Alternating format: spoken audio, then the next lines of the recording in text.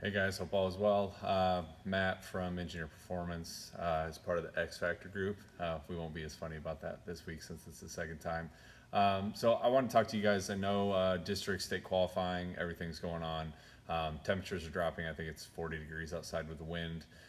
Ben wanted me to talk about how to stay warm prior to running. So the first thing to talk about would probably be layers. So kind of the rule of thumb is you want to dress for 10 degrees warmer than what it is. So say it's 40 degrees outside, I want you to dress like it's 50 degrees outside. That's not through warm-ups. Through warm-ups, I want you to stay as warm as you can with different layers, which I'll talk to you about.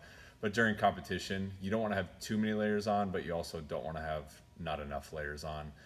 Because when it gets cold out, what happens is your body will throw more blood to your organs, to keep you alive. So there'll be less blood going to your muscles.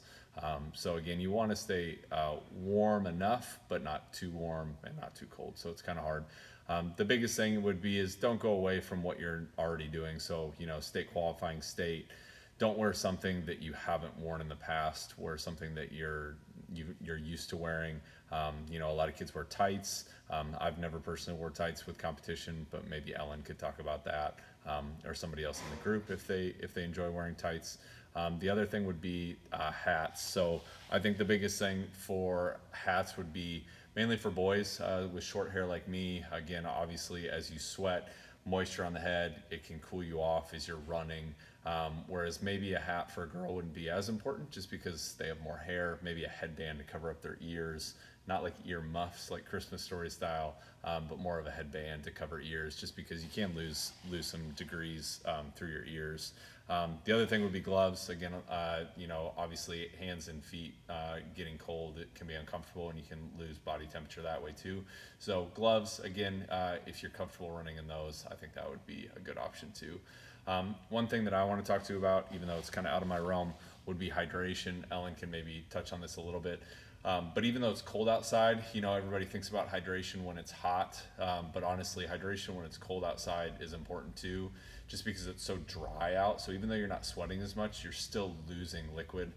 So make sure you're hydrated. So stick to kind of your same hydration protocols that you have been, even though it's cold compared to when it's hot.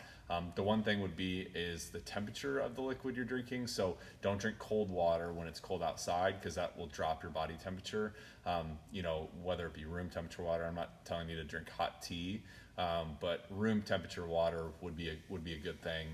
And honestly, there's some thought process behind that, and Ellen could touch on this too. But room temperature water potentially is ingested or taken in by your body better than cold water, just because it's closer to your body temperature. So room temperature water would be a good thing.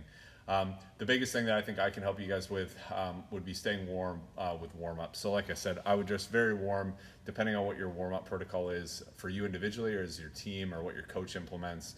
Lots of layers, stay as warm as you can, just because, again, obviously during the race, you're going to shed some layers and you're going to be cold. So, pants, hat, gloves, jacket, all the above during warm-ups. What I would do for warm-ups is I would kind of go through that last video that I sent with a foam roll. So you mobilizing your muscles will bring blood flow there, and again, hopefully keep them warm during competition.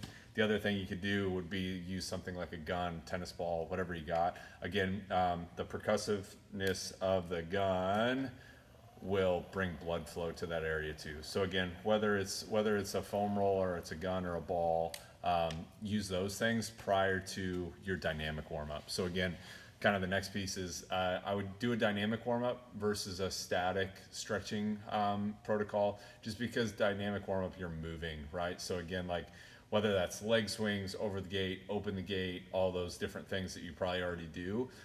That's you moving in cold temperatures. And again, that would be when you have all your layers on. Again, I wouldn't take your layers off until right before the race, literally like a minute before you run. But I don't want you doing like static stretching, kind of like I showed you in that last video, whether it would be like like a standing quad stretch or a calf stretch or something like that. I want you doing something where you're moving, right? Something like that. Again, don't need to go through a whole dynamic warm up, but I want you to move. That's what's going to bring blood flow to your muscles, multi-joint movements, those sort of things. So don't do the static stretching, especially in the cold temperatures. use your foam roll, use your gun, right, with your layers on, and then do your dynamic warm up, and then maybe going on your little mile run or whatever you guys do before a race, just to keep blood flowing and body temperature high. So we'll post this in the group or wherever Ben posts it, and then we can kind of go from there. If you have any other questions or I didn't hit on anything, let me know. I tried to stick to 5 minutes since my last video was 10 minutes and I still went over. So good luck with everybody this week with state qualifying. I know I'm treating a couple of you guys this week. Excited to see how you guys all do. Thanks. Bye.